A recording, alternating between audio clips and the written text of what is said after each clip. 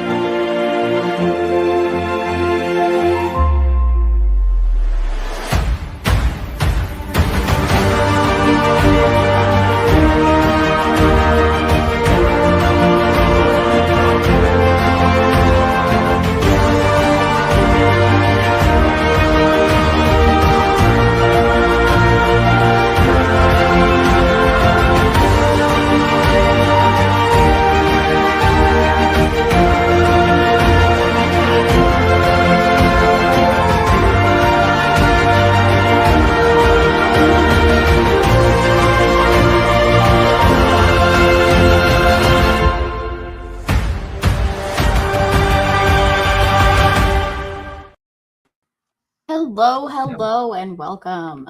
I forgot to do something, so I'm currently doing it right now. Forgive me if I'm a little distracted. How is everybody today? Shut up. I wasn't talking to you. I'm talking to chat. God. We can bring you on finally to my channel over here, and you get mouthy within the first, 2 minutes, 3 minutes. Rude. I think you had it coming. You're supposed to treat your guests with proper... The hell did you say? I don't have to listen to you either. This is my dictatorship of channel. I do what I want. Devil. Fair enough.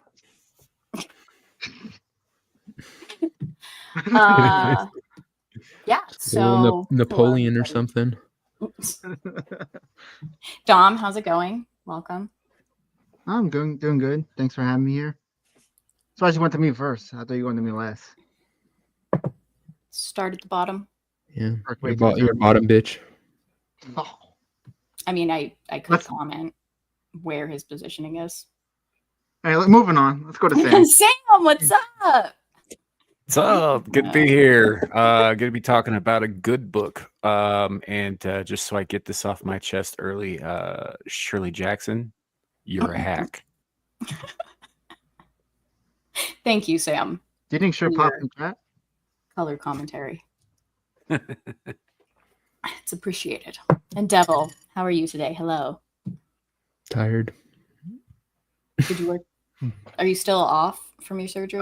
No, saw the doctor today, got the clear, but he put tomorrow on the form that says I can go back to work. So even though I went into work, they're all like, can't let you back till tomorrow. Yeah, that's on the paperwork. That's the shitty stuff about that. If they put the wrong day. Yeah. And what are you wearing? I mean, jersey. A nice little saucy, Falcons? lacy number. Like, you gonna tell us who you're talking to? Just talking to you, Dom.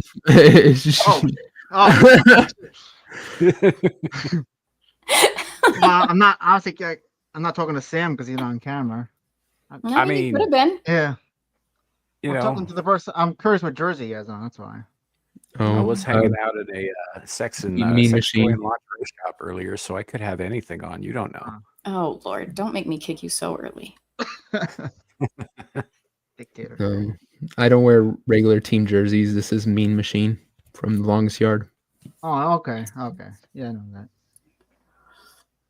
So Dom gets distracted by anything sports related if the chat needs to be aware, and that is where that came from. But speaking of the chat, let's go ahead and say hello. Legatus. Hi. How's it going up there in the north? Great White North.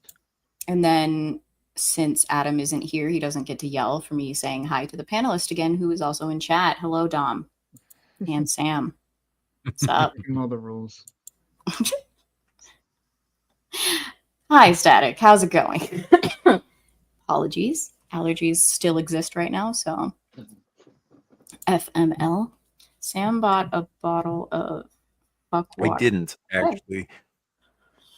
There's more to that story. No, I don't need to know it. Okay.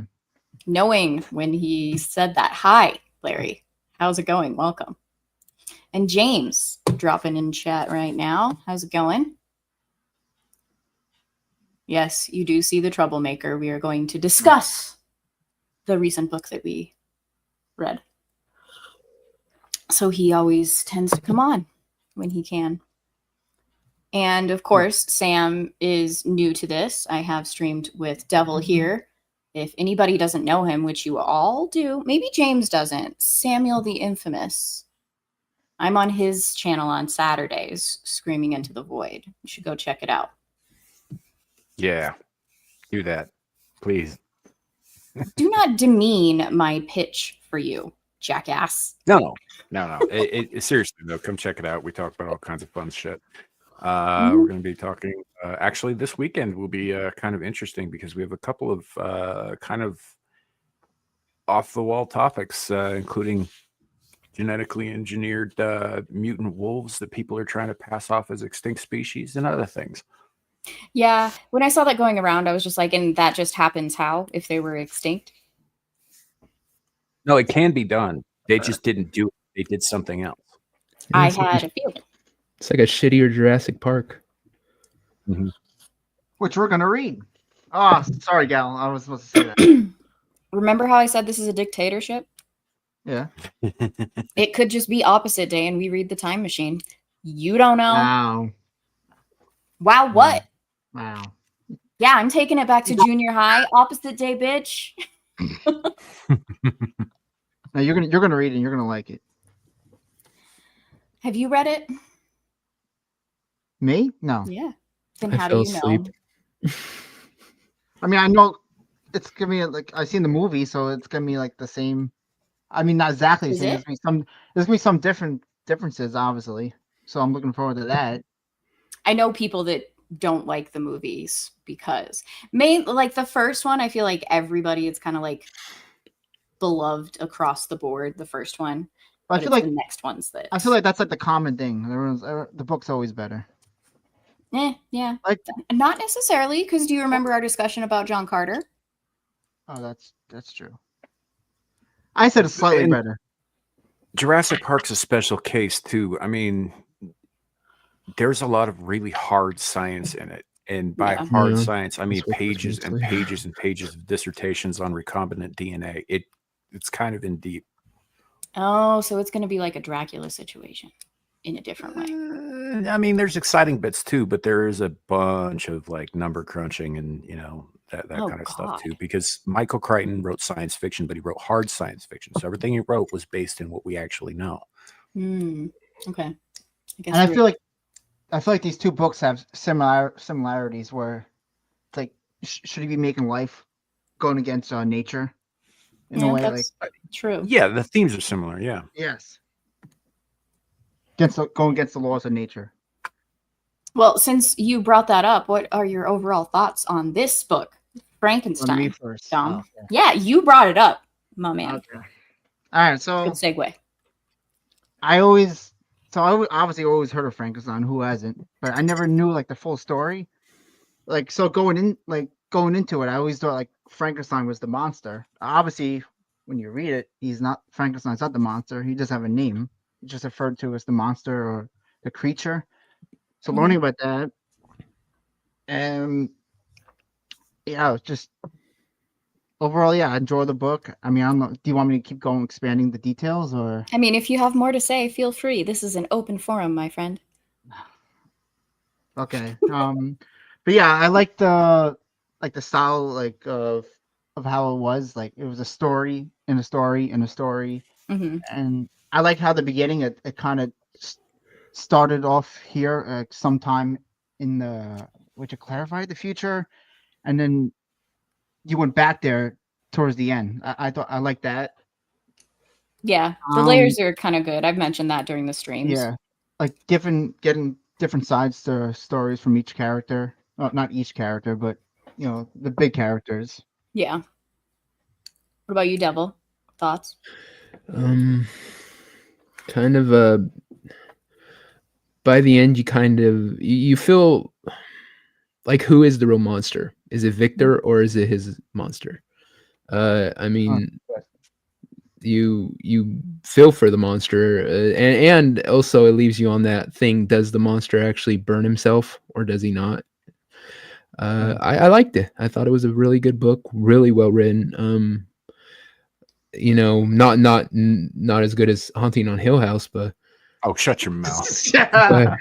but we all can't be that masterpiece. I'm just gonna move over to Sam after that. Yeah. How do you feel about what Devil said? I mean, the book. I mean, like both Dom and Devil make some good points about it, and it's considered a classic for a reason. It's kind of got that sort of timeless atmosphere to it.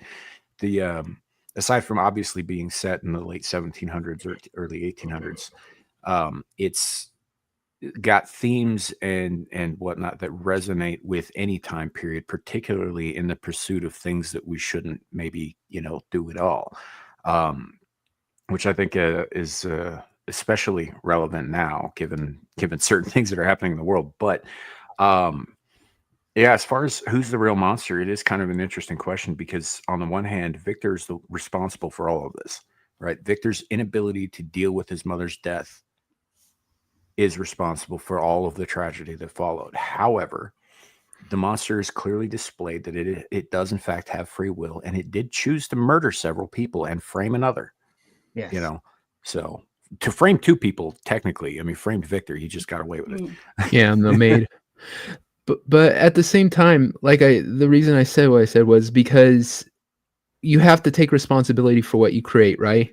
If you bring something into this world and then you abandon it the way you did, you leave it up to the cold of the world to raise it, essentially, and all that. Don't you hold some responsibility?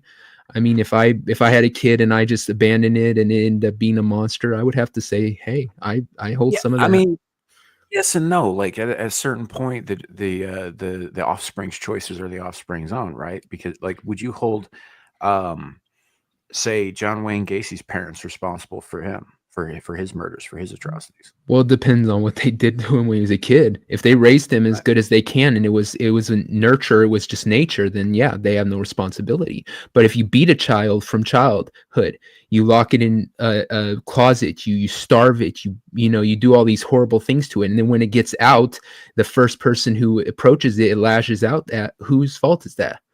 You made that, you built that, you put it together piece by piece by the hurt you put it through. I mean, that kind of begs the question, just sec, Dom. And before I forget this, it kind of begs the question of, he's playing God, right? Yes. Does that not also follow that God, if you believe in such a thing, did the same thing as Victor? 100%. Yes. So if Victor is the dick because he did not nurture properly, then, blasphemous as this may sound, that would also mean that same ideal from our Lord and Savior God, our Creator, All right, so going back, going back go to your thing, I saw a quote I want to bring up going into Victor potentially being a monster. Mm-hmm. Knowledge is knowing that Frankenstein is not the monster, but wisdom is knowing that Frankenstein is the monster. I don't know if you agree with that. Interesting way to look at it. The only thing that I'm hung up on. I don't think. Sorry. I don't know. I don't think Victor. I don't know if he's the monster. I just think he's someone who made terrible decisions, and he's responsible for making the monster. And like he wanted to play God, and didn't want to have the responsibility. Didn't want to have the responsibility, and just chose to ignore his problems. And I mean, technically, there's not just one monster in this situation, really. So like saying the monster as if there's only one isn't really accurate, because Victor demonstrates monstrous qualities in the way that he treated the life that he brought into the world by abandoning it. However, the monster itself, as Sam mentioned earlier, did demonstrate free will, and it actually demonstrated its ability for good and its ability for evil, and it chose one of those two paths. So I don't feel. I see all the sympathy for the monster, and it's all there. Like he tried to with the family. He goes on and meets and studies them and stuff like that.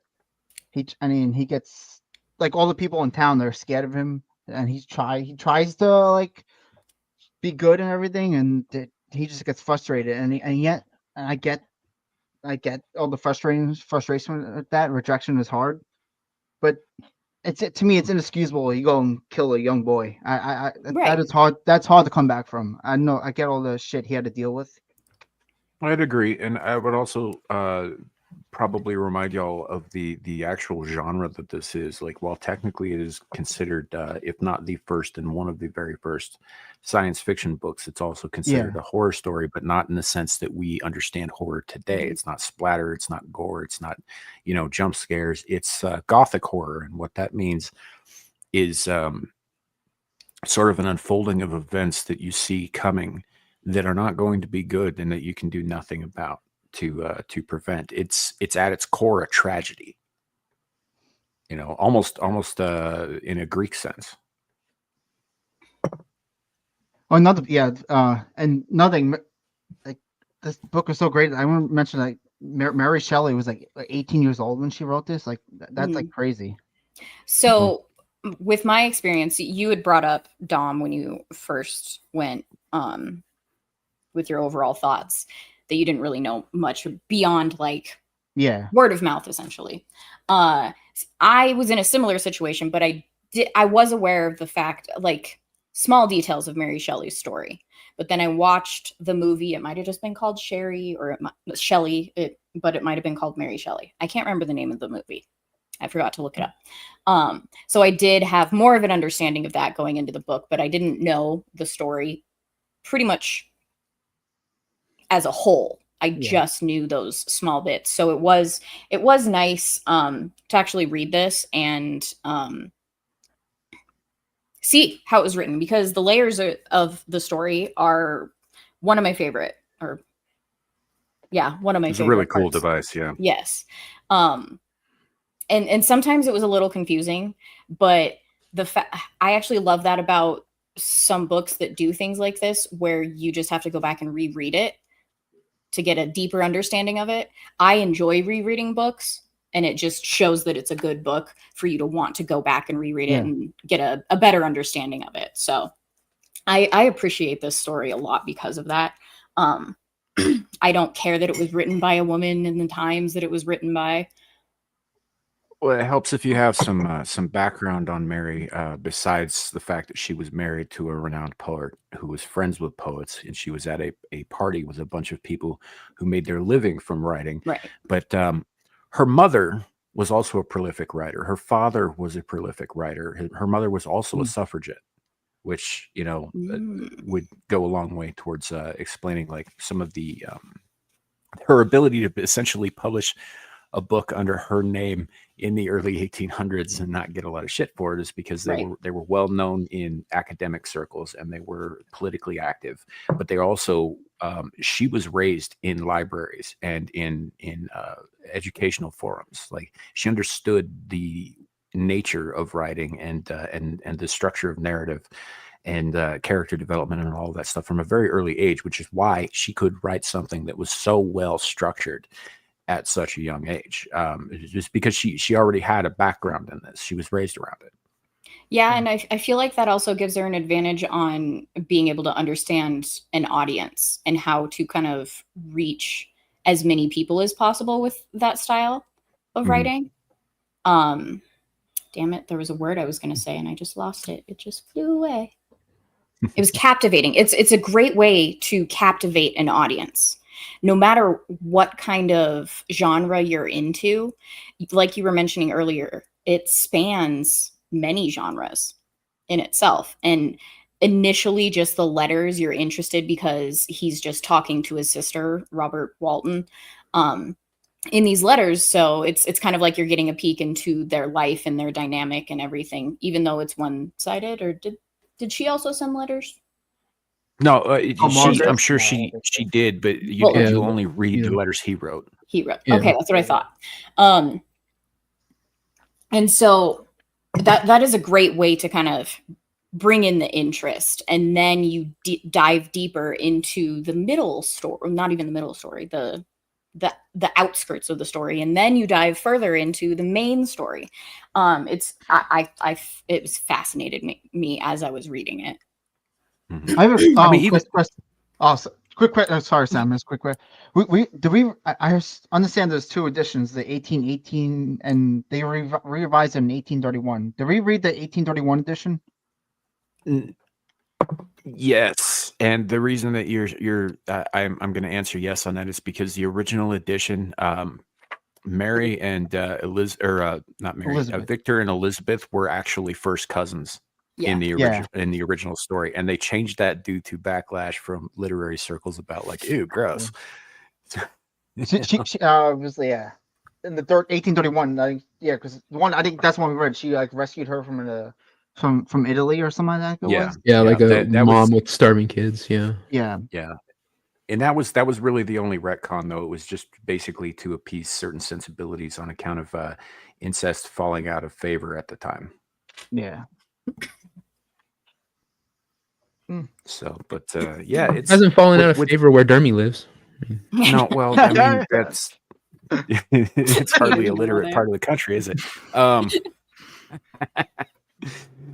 So, but now it is kind of how to put this, even the story within the story within the story within the story, when you start learning about the people that the monster sheltered with, before he revealed himself to the old blind man, when you start hearing their backstory, that story is good enough in and of itself to be its own book, right? Yes. With the intrigue and the politics, the prison, the shifty Arab, I mean, that story alone, and that all that was exposition about how the monster got from point A to point B.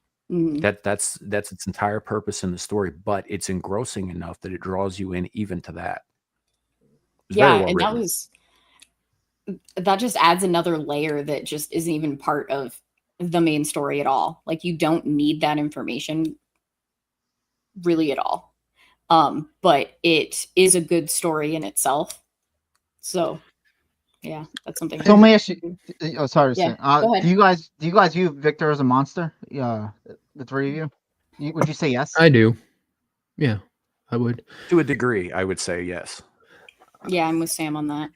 Okay. Devil, did you have more to say on it?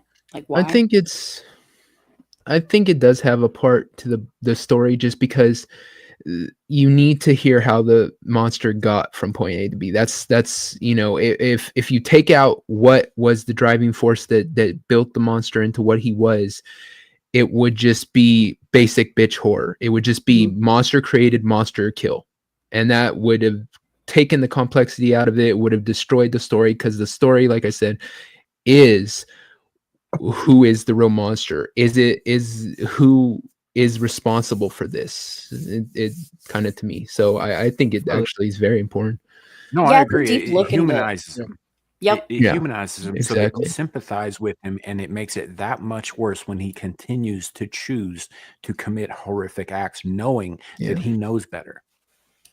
Well, and you can kind of see similarities. I'm assuming at those times, if someone was born with any sort of deformity, like just by nature born, there would be reactions of, oh, I birthed a monster.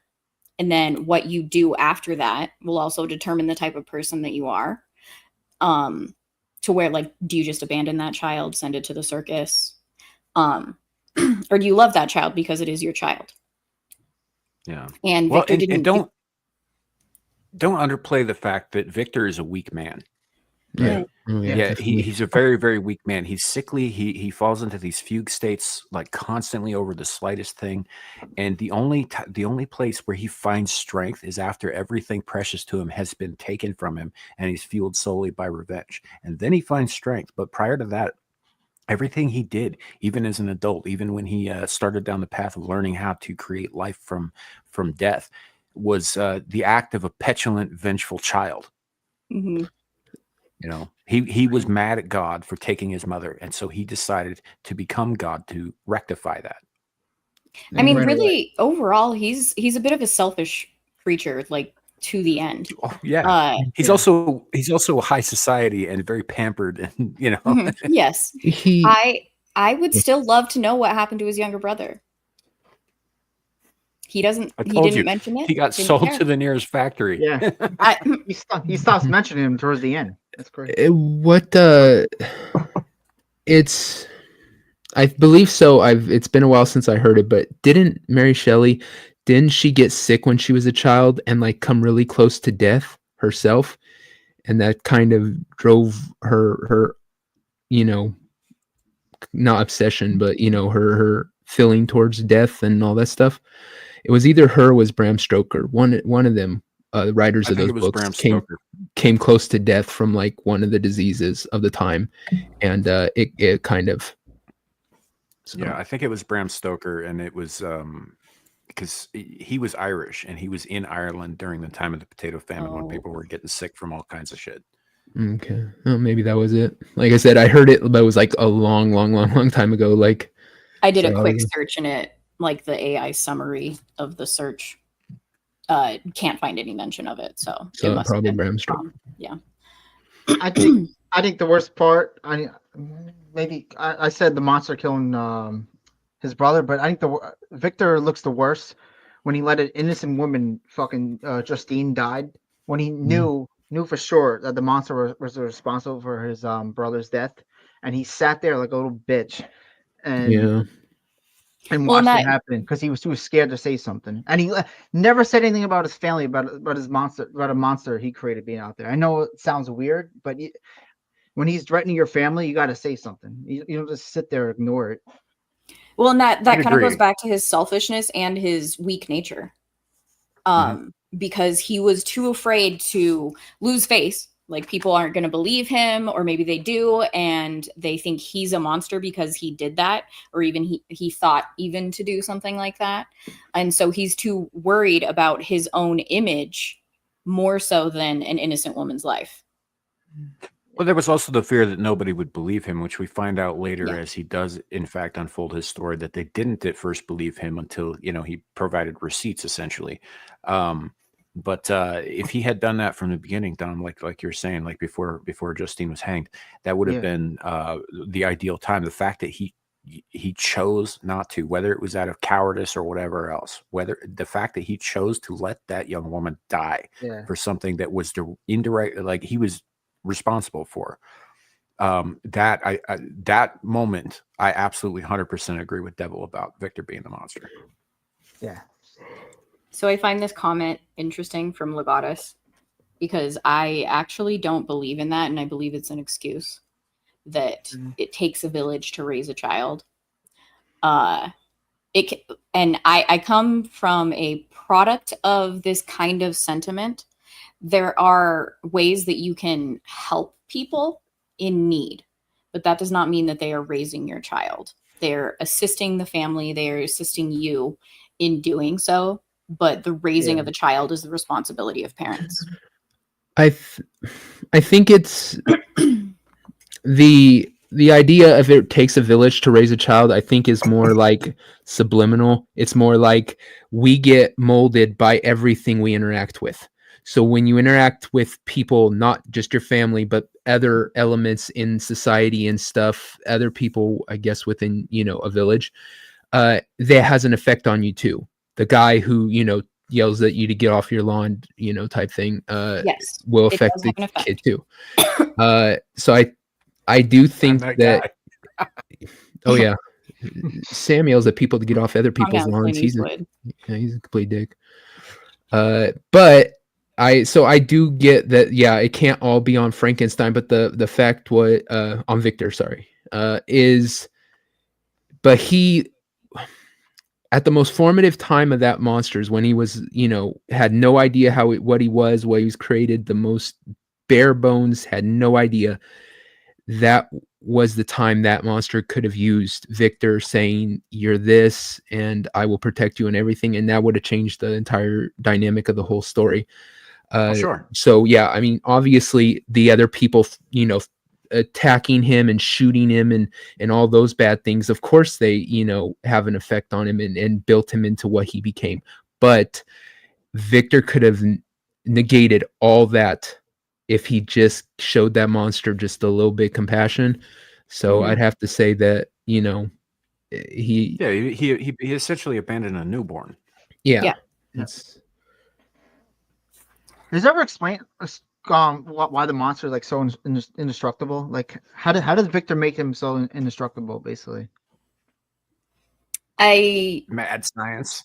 Yeah, like it was to do with the science, but it wasn't explained. Like I feel like there might have been a throwaway couple of sentences where he was attempting to create it to be better than humans, not just to be a human.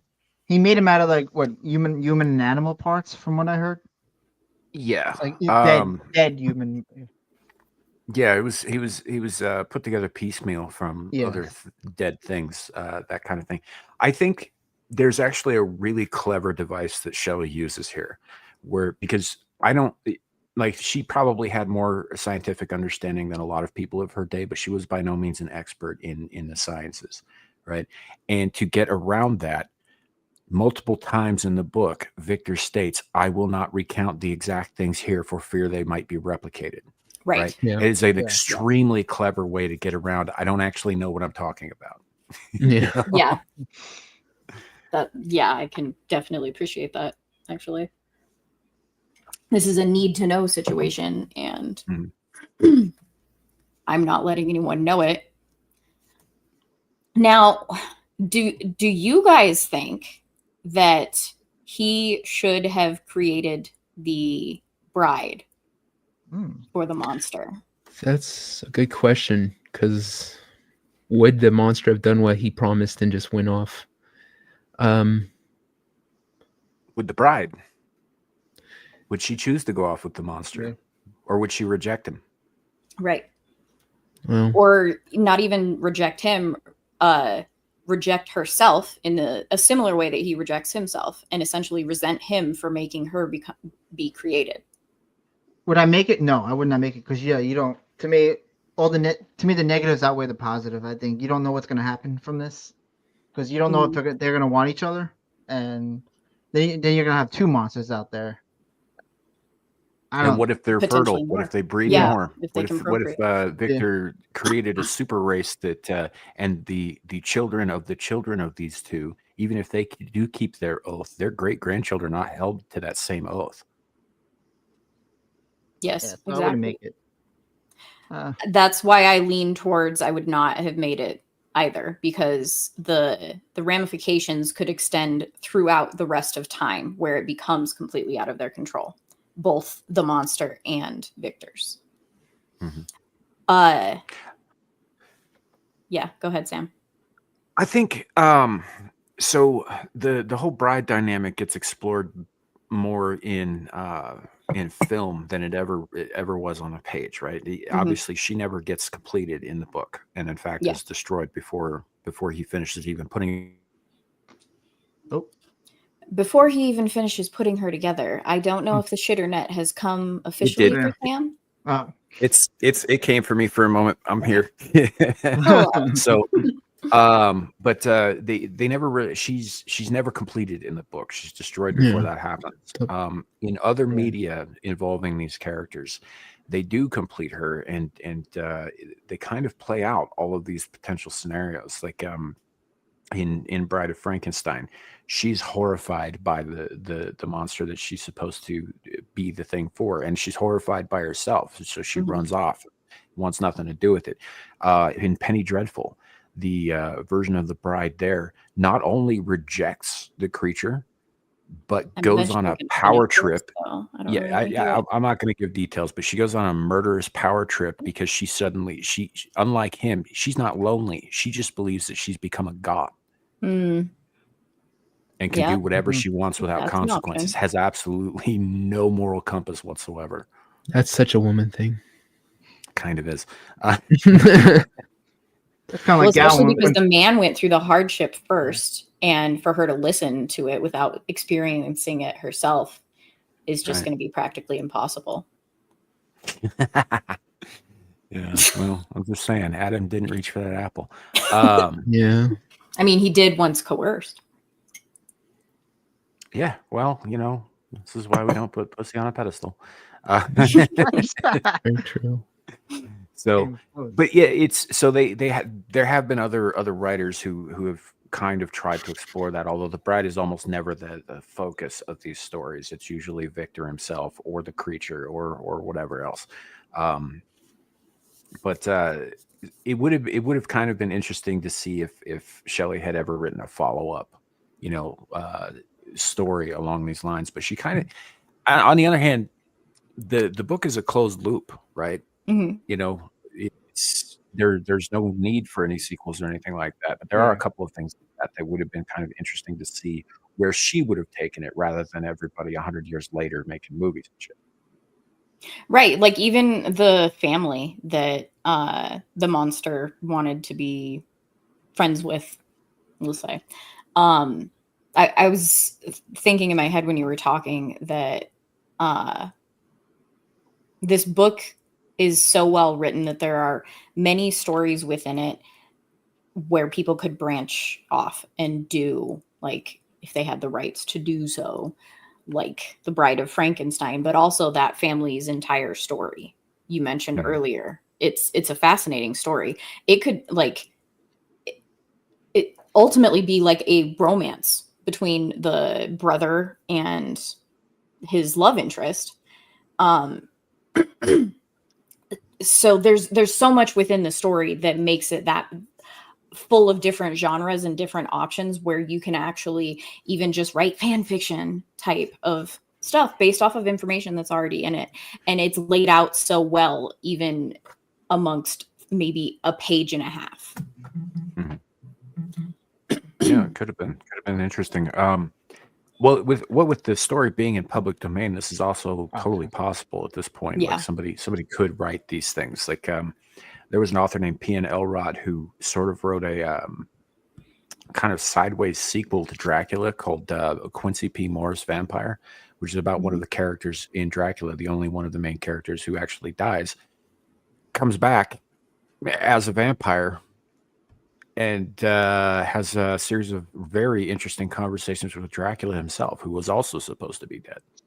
Oh, kind of thing. So, yeah, I mean, it is entirely within the realm of possibility that somebody may explore these kinds of things further. And I think that family story is probably one of the more interesting loose ends too, because after they rejected him, we don't really know too much about what became of them. There are infinite possibilities that you could go with to extend that story. Like, within your knowledge, do you know if there's been any stories written or on screen about the family at all? Most of them just leave that shit out entirely. Closest you get is Young Frankenstein. Gene Hackman played the blind old man. Ah, okay. I do find it interesting that the monster kind of screwed himself because he hesitated for too long to be able to explain the situation to the father before the son and daughter arrive. Like this all could have been just a little bit more time. He also, like, obviously the son was in a fury and wasn't going to calm down anytime soon, but he also did a disservice to both himself and to them by fleeing and then panicking like he did, and then going into a rage. If he had stayed around and shown that he was of no threat to them, the old man would have had a chance to speak on his behalf. He was not given that chance. Right. Yeah, that's true too, and I didn't think about that actually. Like, there are ways to show, hey, white flag, I'm not I stepped away from the father, I on my knees, I am not going to hurt you. Hands up, don't shoot. Yeah, something like that. The three the books, the 3 books that Frankenstein, no, the monster, that he takes. One of them they mentioned, Paradise Lost. Is that a really popular book? It was about 600 years ago. Okay. John Milton, and it's one of a series of things that he wrote that was essentially about a tour. Paradise Lost is about the fall from heaven and what becomes of Lucifer on earth, and how he winds his way down to hell. It's an autobiography. Yeah, it's. Oh, you read it? You just give away. John the Milton's end. Yeah, he starts a YouTube channel. Okay. Has drinks every Friday night into Saturday with friends. Yeah. But it's about the way it ties into Frankenstein is that Paradise Lost is about the heights that one aspires to through hubris, arrogance, and pride, and the depths to which one falls when one fails, which is exactly the theme of Victor's story. And I can't even say the other books. Plutarch's Lives and The Sorrow of Young. Did you say Poopachar? Plutarch. Okay, I was all sounds like some sort of freaky Pokemon name or some shit. Yeah, and Plutarch's The Sorrow. Lives. Okay, yes, go on. And so that's that book's even older. Oh shit. That's from Greco-Roman times. It's philosophy. You read that too? Long time ago, man. I don't remember most of it. Remember, he's an eldritch being. He's been around a long time. I guess you've read a lot. You read a lot of books in your life. I've read a few. Yeah. You read it. How about the last one? The Sorrow of Young Rither? I can't even say that word. Spell in the private chat because I'm not sure what you're saying. Okay.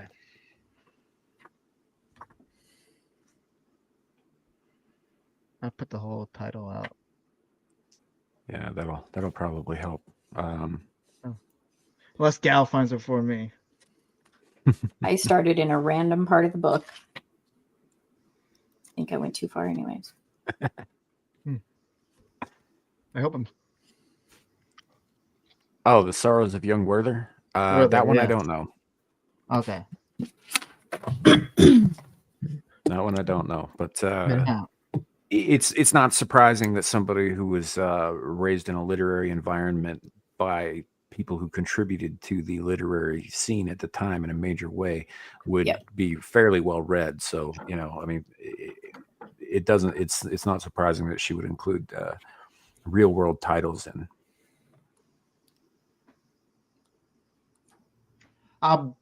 Did it so the monster, like, he's actually really smart and intelligent, like, and he just like he watches that family and like learns the language, like, and he learns everything, like do you think that's possible that someone could just do that, go into the wild like that and just learn? Yes. Just observing a family and learn the language and everything.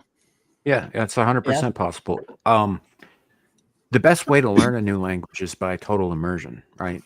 even if you don't know anything about it, you get plunked into an area where that's all that's spoken all the time. You're going to pick things up via context, which is going to lead to greater understanding of other things and concepts and that sort of thing. So yeah, it's absolutely possible.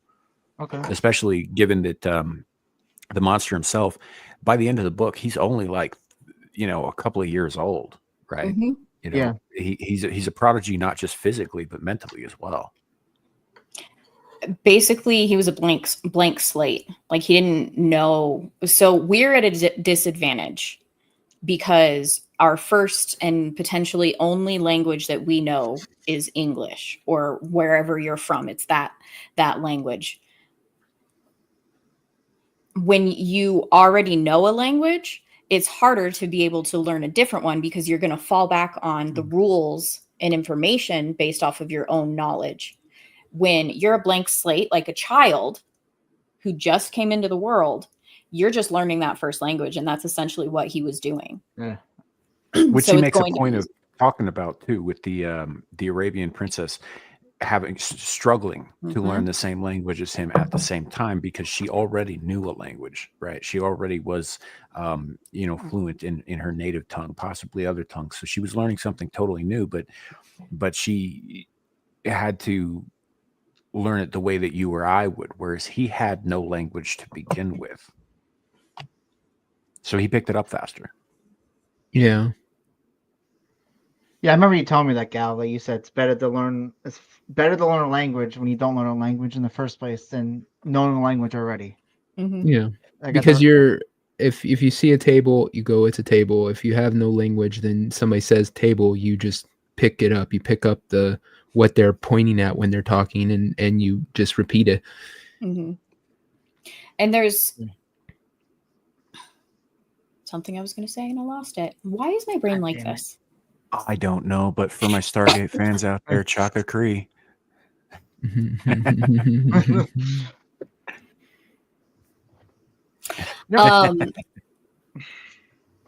Favorite characters? The Devil. fridge. While I mute myself. Whoa! Holy hell! You put it on. Did you just turn your vibrator on? Yeah, Bite me. That thing has a turbo. I don't think I can, as hard as that's gonna. Devil. Thoughts on the characters? Who's your favorite? Favorite character? Oh God, I don't know.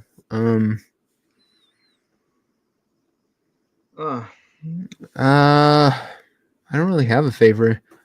I'm kind of like none that stand out. I like certain stuff about certain characters, not so much about the others. Like there's no character that stands out. I mean, his friend was kind of like, I don't know, but I don't have a favorite character. I'm sorry. Come on, I didn't do the homework. How Sorry. dare you? How dare you not know I'm going to ask that question? Sam. Good thing you got on me first. It's got to be Henry Clerval, hands down. Henry Clerval is the Samwise Gamgee of the story. Yeah. Yeah, like I said, that he was going to be carries his closest thing friend. to me. He backs him on everything. He does his best to safeguard him and to protect him and to love him as a brother would. And he's possibly, aside from Elizabeth, and maybe the young brothers, the most pure-hearted character in the whole story. I like it. He doesn't have any motive besides friendship driving him. Yeah, right. Gets it killed. It does. He, unlike Sam, he doesn't survive, but yeah. I was leaning towards Devil's answer, but Sam convinced me. I do like Henry the best, so not to copy anyone's answers.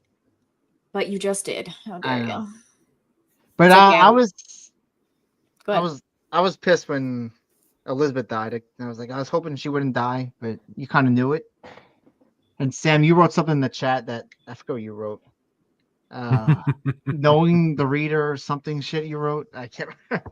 What'd you write? What I said was essentially that you're seeing this from the reader's perspective, and the reader has a similar perspective in this instance regarding the doom that's coming to Elizabeth as Victor does.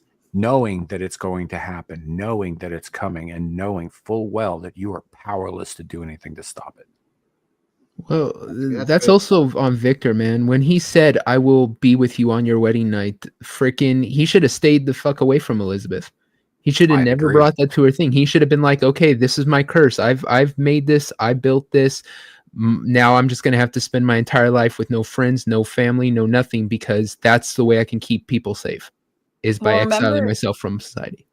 Yeah. Well, so earlier when I said that he was selfish throughout this entire story, that comes into play here, because the first thought he has is only for himself, the safety of himself. And he, in the end, determines that he's going to do whatever he can to stop the monster from killing him. Right. Except he has no room in his thought process to think that harm may come to the woman you love. And when she basically gives him an out in order to protect her, but she doesn't even know that. But him not even thinking that ruins his chances of her living, because he is not thinking about anyone besides himself ultimately. Yep. Because that could have been an easy protection. Yes. He has a weakness of character, and that weakness of character drives his motivations from all the way up until the moment that Elizabeth dies, at which point he does find strength, but it's too late to save anybody then. He also, to me, so he goes and marries her, and you know that he's gonna kill her at some point. Like he left her alone to die, basically. For sure the monster at some point was gonna get her, and he killed her, and it was in some kind of house. They were in a house somewhere. Yeah, they were in her family's house that she had come into some inheritance a while back, and so they were at her family's estate. Yeah, he did. And that's the thing. He consoles himself by he arms up and he starts roaming the halls. He's like, I'm going to protect her and all this stuff. Yeah. It's like, dude, you should have stayed in a fucking room with her.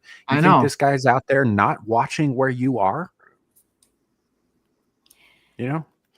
The other consideration I had was he did not go about this at all properly. Even so after he destroyed what would have been the bride, he should have been able to predict these things. He is a smart man, clearly. Mad scientist or otherwise. He is intelligent enough to know that the monster was going to go after his friends and or family, and to not set up some sort of protections the further he got into it, especially for Elizabeth, is entirely ridiculous to me. Because not that it's bad writing. I actually think that it is good writing, because his character stayed the same throughout. He was too selfish to think outside of his own protection. He should have went about this entirely differently before marrying Elizabeth. He should have set people around the house as watches at the very least. Yeah. Gotten people around who were read up on the situation. There would be people that could do that. As a sort of protection or warning against something suspicious taking place. But even after that event, when he just determines that he has to go and save the world by killing this monster, he even went about that poorly. He should have brought people with him. Yeah. And it was flawed from the beginning. They're a rich family too, right? Or they have money. Yeah, and at this point, Victor's more or less the head of the family. I don't remember if his father passes right before or right after this, but he's infirm. He's not really in charge of anything at this point. Yeah, Victor is the head of the family. He has resources, and he just did not deploy them. He didn't. The amount of times that man goes into fucking vapors, for lack of a better word, drives me crazy. You need to stop letting yourself get sick because you made a mistake. And it's the weakness again. He's a selfish and weak man. I want to see a Netflix adaptation of this so badly, because I just want to see Dr. Frankenstein say, "Oh Lordy, oh Lordy." Yeah. Who wouldn't want to see? Oh, get the smelling salts. He's having another episode. Are they making a Netflix thing about this coming this year? No. I was just being a racist asshole. Yeah, if a black woman created the monster would have like a crazy weave. Okay.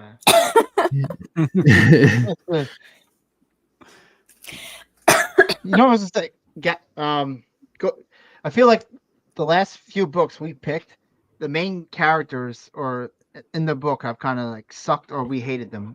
So the House of Haunted Hill, whatever her fucking name, she was terrible. We hated her. And then we went to Journey to the West. I know you can look at Tripitaka as kind of the main character, but the monkey, and we got on him. He was like a little bitch too. Yeah, someone calling him a dick. And now this book, the main character here, Victor, he's another terrible character, main character. So I don't think it has been. See, that's where I would. Sorry, let's go, Sam. I would disagree that Victor's a terrible main character. I think he's a great main character because he's consistent. But at the end, he finds the strength to not only recognize his mistakes, right? Because the whole time he's denying that any of this shit is his fault. He's just cursed. It's just a curse thrust upon him by outside forces. He never takes responsibility for it. In the end, on his deathbed, and while it is way too late to save anybody, he does come to the realization that this is on my head. This is my doing. And you, Captain Walton, need to learn from my mistakes because you're going to get all of your men killed too.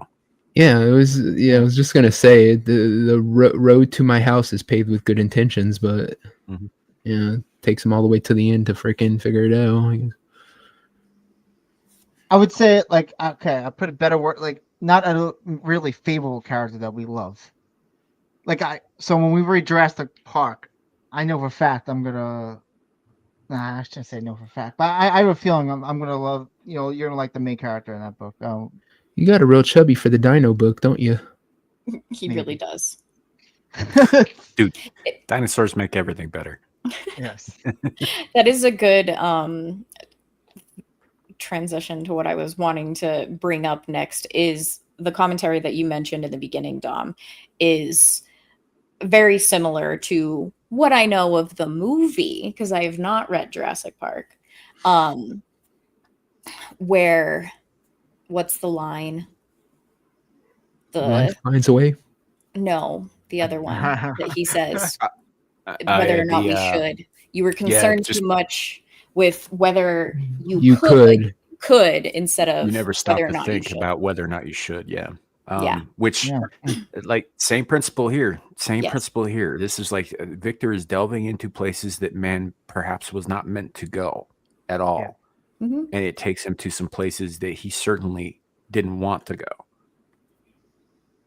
And I don't think this book is necessarily a cautionary tale where warning against these things, but it is still that. And yet, in modern times, we still will never learn our lesson. I think it is a cautionary tale. It is a cautionary tale, but it's not about mad science. It's not about like specifically about playing God. It's about pride. It's about hubris. Right. I guess what I'm more saying is in like at its core, she was there to write a horror story or a ghost story, I guess would be the better word to use. But it, like we discussed earlier, it actually spans multiple genres. And I guess throwing in cautionary tale to that is another part of it, I guess, is my main point to it, where I don't know if none of us really will, unless I guess she discussed it at some point in her life. If that was her main point, was to have. I think she was just trying to scare the other party goers. Yeah, like that's in the beginning. Yeah, but it became something of a cautionary tale. And now I was making a joke with the direwolf thing because it came up earlier. But there are things that like eugenics. It's like humans were meant to ultimately try and destroy themselves. And put a cover over it as a way to better themselves or better their quality of life.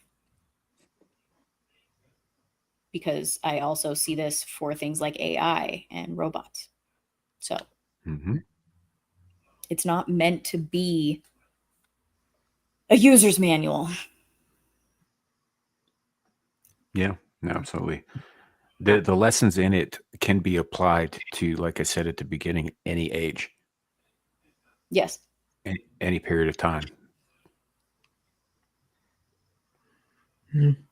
That's fair.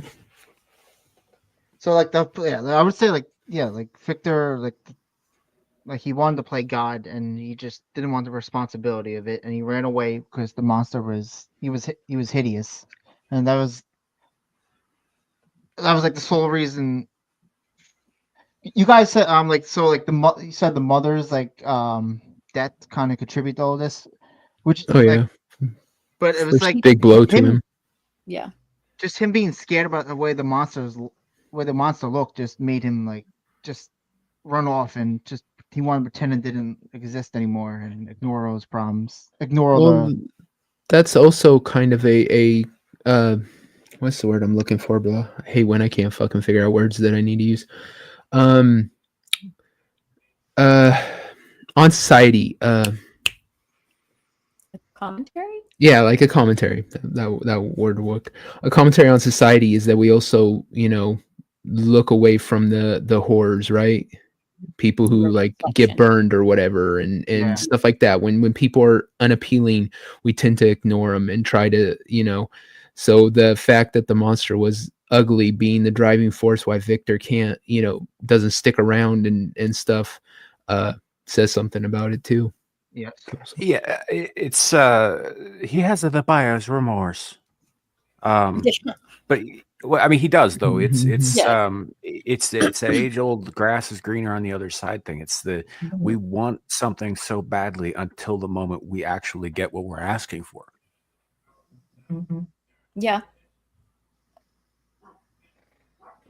And Dom, you're right about the whole playing God thing. Like it's like a kid who has the dexterity to manipulate a book of matches, but not the maturity to do it. Yeah. Because he's still like, I think I asked you in the chat, we figured out what he's like 22, 21 around this time. Somewhere in there, yeah. Yeah. So like he's still not fully mature. That was old man, but yes. Oh, okay. Yeah.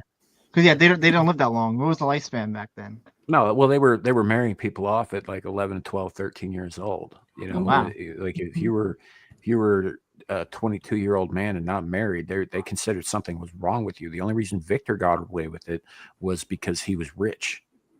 Yeah. Wow, that's great. I never knew that. Yeah. What was the lifespan though of back then? I probably have to look that up. As average between 40, 50 years, somewhere in there. Give or take. But that's like the average because it also takes into account the high infant mortality rate. Right. So when people say the average, people were living to 60, 70 years old. It's just because with the average was offset by the fact that a lot more babies were dying. 37 in England. Facing it in England, the average lifespan. Okay. Another do you believe the monster's ability to just travel I don't say all around Europe, but so Victor he travels to different places around the summer to Scotland, is it Ireland, and the monster somehow can just. And where did you try to put the bride together with some other country? It was in Scotland. It's in Scotland, but it's the Orkney. Do you think it's believable that the monster? Oh, that's right. Do you think it's believable the monster can follow him around like that? Yeah. When you're a creature of the night. And he has money to travel. The strength, he has a better ability than normal humans to get around, and he used that to his advantage. He not just get around, but he also makes a point in his telling of his tale to Victor to talk about how skilled he became at foraging at gathering the things he needed to survive in the wild. There's no reason he couldn't have traveled just as easily, and if not, and in some cases even faster than Victor. Yeah. No.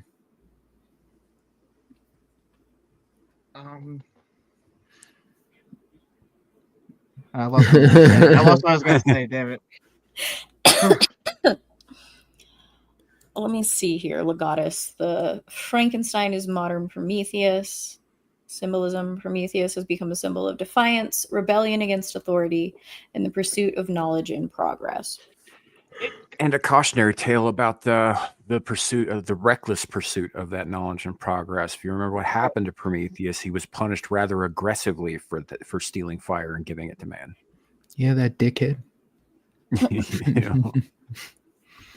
Okay, I have something to ask. So, what would you view as worse? The monster strangling a little kid, or Victor letting Justine just die and not saying anything? I think Justine, because the monster killing the kid, it's sick, but murder and stuff is just part of humanity, right? We've been killing each other before probably the first thing we invented was murder.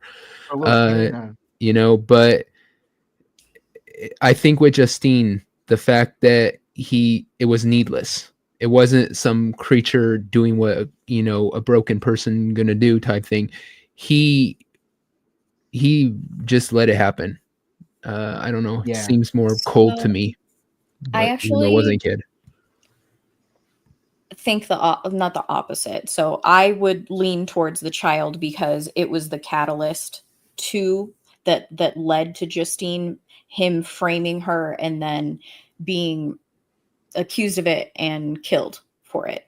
Like, without him taking that innocent life of a child, her death would not have taken place at all. And it's also a child. Justine, a grown woman, that she took it like a champ too, but that's not what we're discussing. That's at least how I feel about it, because you took the life of a child. Well, the child does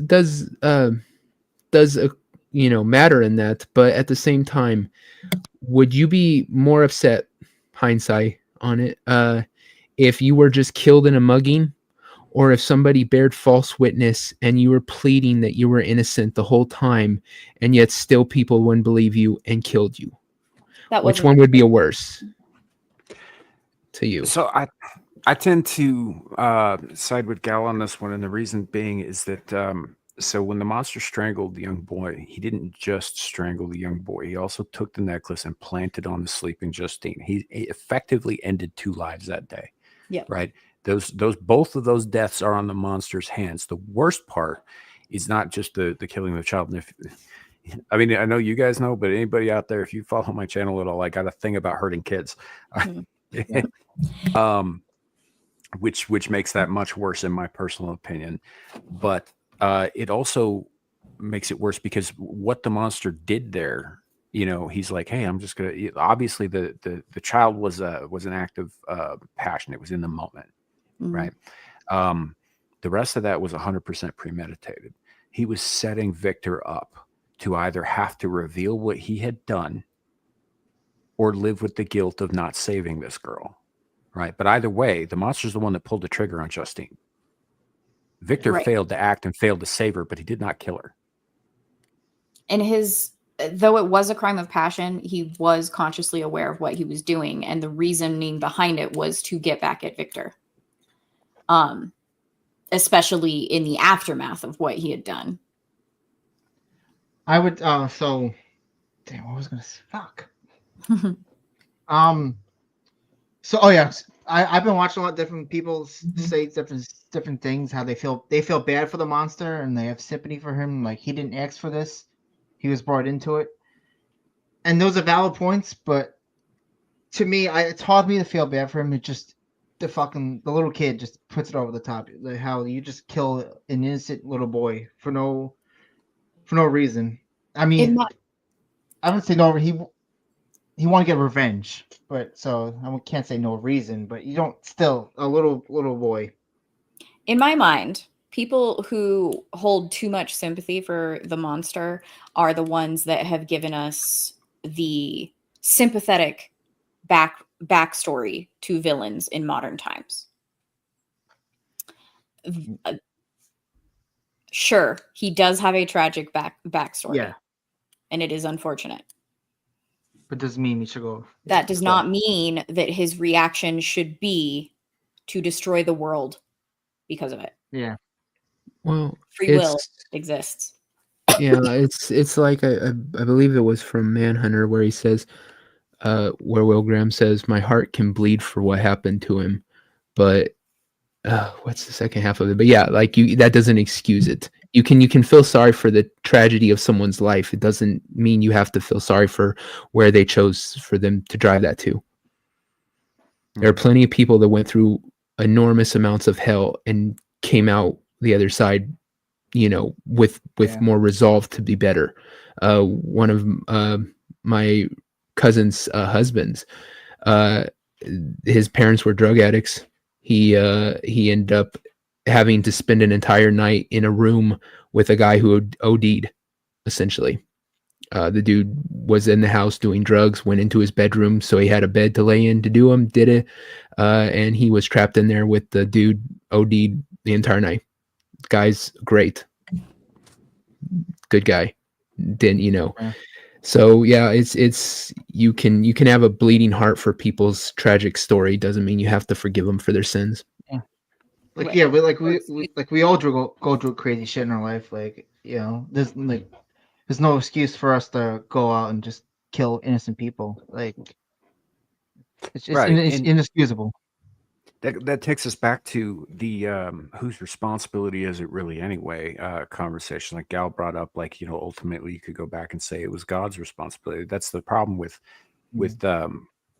that kind of line of thinking, is because it tends to attempt to remove responsibility from where it should be, right? Yeah. We're all ultimately responsible for our own actions, one way or the other.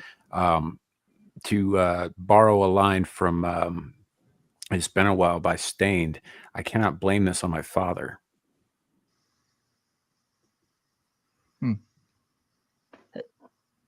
You're responsible for your own actions. Yeah, exactly. Yeah. That's what it boils down to.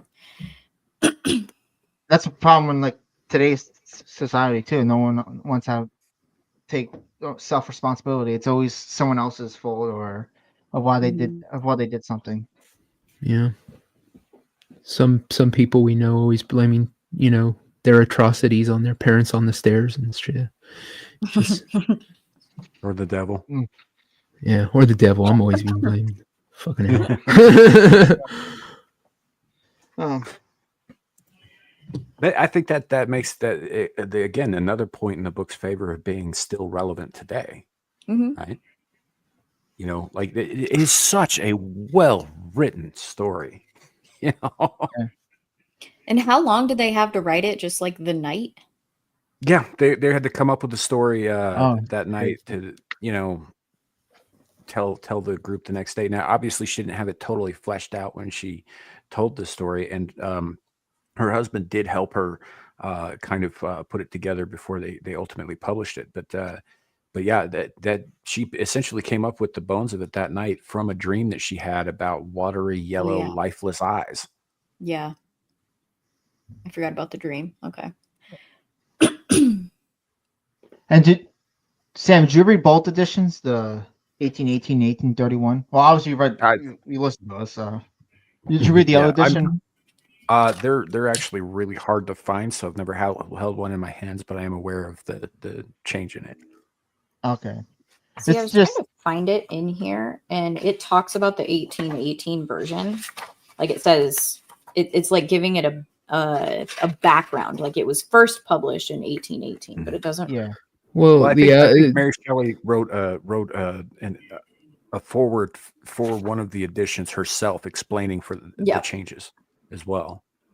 Yeah. Well, they're books that tend to last.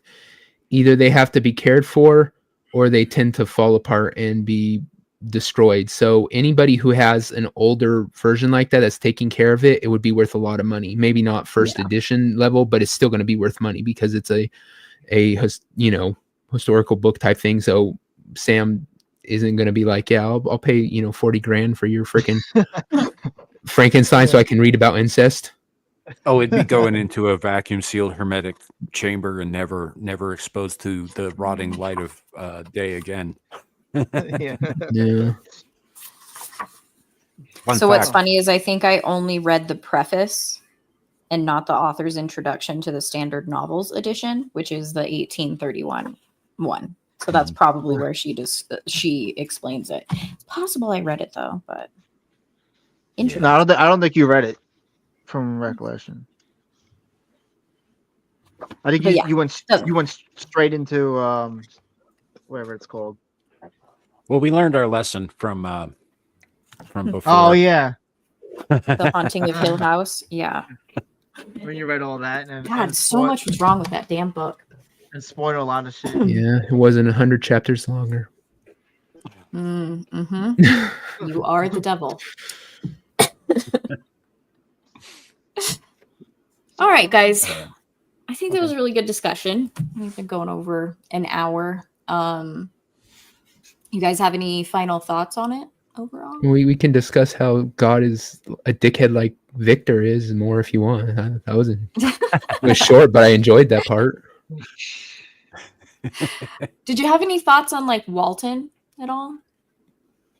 I mean, he was more our narrator of the story. Yeah, he's the one that is writing the letters to his sisters, like his sister telling the story of what he experienced. Well, Walton is a stand-in for you, right. the reader, discovering all of this. Yes. He's more of a plot device and less of a character. Obviously, she filled him out pretty well, given that. Like you get to understand his family, you get to understand his ambitions, the temperament on his ship, his personality, his hopeful and adventurous outlook. Like he's a good character, but he's essentially a very well plotted out plot device. Right. Like you're hoping that he learns the lessons that Victor struggled through. Like he's because they do make it seem like he is on that same path as Victor in his ultimate end journey. Like he's a similar type of person that has that curiosity. And Victor warns him against it. Thing, yeah. Sorry. And they were go ahead. No, I'm saying quick. They were traveling to the North Pole, right?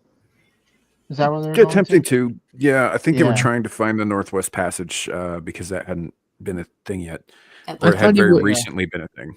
I thought he was up there looking for the like what caused magnetic fields or some shit. Wasn't that part of it? I think that might have been part of it, but yeah, it was an exploratory journey. He wanted to be the first to be there and back without like horrendous shit happening. The problem with reading these books over like 2.5 months is you forget the beginning of the damn book by the end. Yep. This one wasn't as bad as The Journey. Oh, Journey. Oh yeah, The Journey. I mean, that one was just a beast in general. Yeah. Was this the quickest one we read? Would you say? No. Or, no, that was the first one was. Yeah. That one was short and sweet. And also is not a user's manual. Yeah. That's why she's gonna start. We're gonna read 1 fish, 2 fish, red fish, blue fish. Be able to get that done pretty quick. Hey, Dr. Seuss is some sophisticated shit, Dom. Don't knock it. Yeah, I'm not knocking it. Isn't he a bigot or something? I'm fine with green eggs and ham. Yeah. Wasn't there some kind of controversy with him? Yeah, but they say you're a bigot if you're made anything anymore. So yeah, Horton here's who is on level of a classic as Haunted on Hill House. So. I would say. I think many people would say Sam.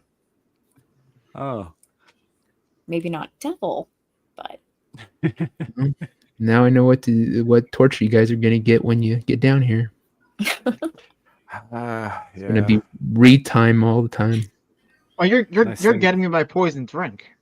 Yeah. Apparently. Well, you'll just get there earlier. You'll get through, the book a couple thousand times before they get there.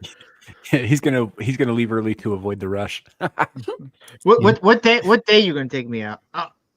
You're gonna. God, you're such a homo. No. I hate you. Why do you think that You're made me do Dom became a thing? You can't just hide behind your phone. I hate him. You need to upload a photo so you're not a I know. boring nipple. Yeah. All right, Devil, what you got coming up? He hates me. Oh, I do. We got shows Friday. I don't know. I'll be on somebody's channel. And then the pub. I finally got the new thumbnail done. It cost me a very pretty penny, so I hope everyone likes it. But yeah, check it out. All right. I apologize if you can hear my brother laughing in the background. So rudely interrupting. Tell him I said shut the F up. Tell him I said #Team Cripple. Yeah. No. Dom, anything coming up for you? Where can they find you? I'm going in a sort of circle now. You? Yeah. Well, you can find me on my Twitter, Dominic24. Usually, I'm at chat today with Dermy. We're playing different games. We've been playing Repo lately. That game's a lot of fun. Been kicking and saving his ass in that. And then I'm on Static's show on Monday, Bloodbath. We're not gonna have a show this week because Vegas, but I'm on there every week. Usually on Mondays, sometimes Tuesdays. Static's in the chat. So yeah, he's inconsistent. Yeah. Shame on him. So yeah, that's usually where you find me. All right, cool. Sam, what about you? Next thing up, we got Abyssal Musings on Friday on my channel, Samuel the Infamous. Immediately after that, Beelzebub on Beelzehub, which is Devil's channel. And the next day, we've got Screaming into the Void, where we're going to talk about bullshittery regarding direwolves and possibly very, very, very short people looking for love. We'll see what happens. We've also got, it's a thing. Okay. We'll get there when we get there. Look out. Possibly Exiled Lioness 2 Saturday night, and then Mellow Mondays on Monday on Adam the Renaissance Nerds channel. So that I think covers everything. So yeah, thanks for having me. Awesome. Appreciate it. This was fun. Yeah, of course. Thanks for having me on, Joe. This was a good conversation. I appreciate you guys coming on to discuss it with me. Oh, I enjoyed this one the most. Yeah. Yeah. It's always better when I have people to discuss it with. Yeah. I remember this time last year, I was like, fucking, you brought me on. Okay. I was like nervous as hell. Yeah, you were a little bit. Yeah, yes. Now it's like a much different story now. Well, everybody knows that, or mostly everybody, I'm assuming in chat and elsewhere, knows that we did a couple of polls recently. You gonna announce it now? Yes, I'm gonna announce it. It's my freaking show. Okay. Yeah. Okay. I did tally everything, and since there's no way of knowing that people voted twice anywhere, Jurassic Park did win ultimately. So that will be the next Starship Troopers. It was not Starship Troopers, so Sam is happy because he hates how much popularity that has. Especially because it has nothing to do with the movie, or the movie has nothing to do with it. Has very little to do with it, or whatever. I only voted once. Uh-huh. Yes. I voted twice. I still lost, but I voted twice. Where'd you vote for? I know what you voted for. The Time Machine. H.G. Wells.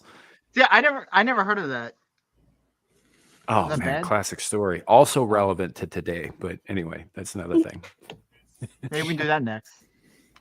But anyway, thank you, chat. Okay. Everybody in chat here that stuck with us the whole time, lurkers or otherwise. You guys are appreciated.